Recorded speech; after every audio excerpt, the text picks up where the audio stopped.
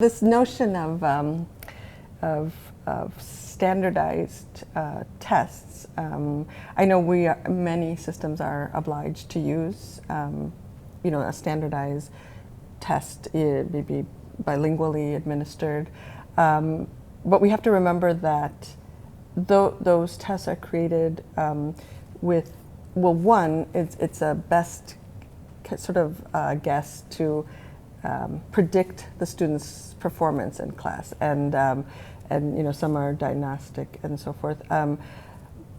So it's one piece of the puzzle, like any standardized test. It's really one piece of the puzzle.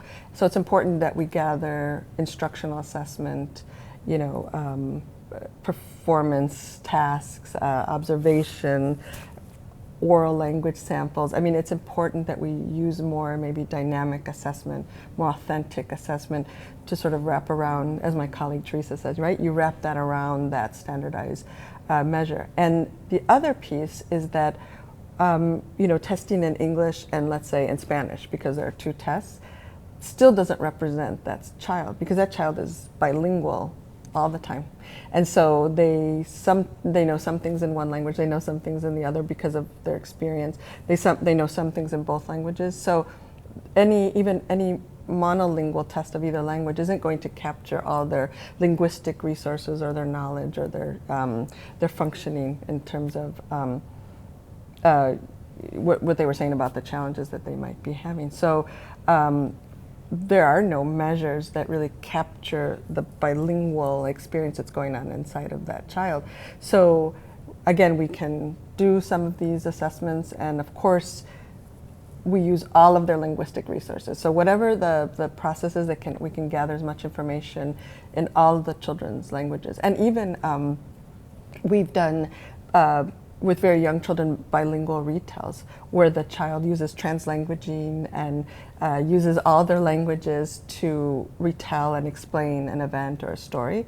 So the language sample is in both languages and with creative use of both languages.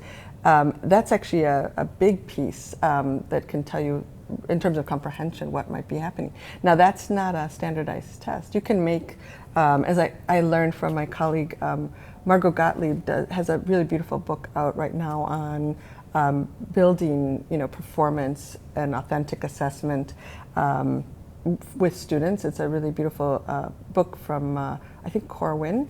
And so this notion of assessment of learning are those standardized tests, right? Assessment for learning, and as Margot talks about, introduces the idea of assessment as learning, where the student is really the focus of that performance, and they have a say in terms of how they show what they know. And so I think we really have to have a more comprehensive system of assessment that doesn't just rely on these standardized measures. And to answer the question about, yes, you use all their languages. And it's interesting because you mentioned first language. For some children who are sequential bilinguals, it's very clear that they had one language and then they added English on when they entered an English-speaking school. But for other students, a vast majority of our students, they are actually simultaneous bilingual children, so they have access to two or more languages very early on. And so again, these assessments don't necessarily capture that. They're not created for emerging bilingual children. So the answer is yes, you use all their linguistic resources to instruct, to assess, to intervene, and make it a much more comprehensive process, I think.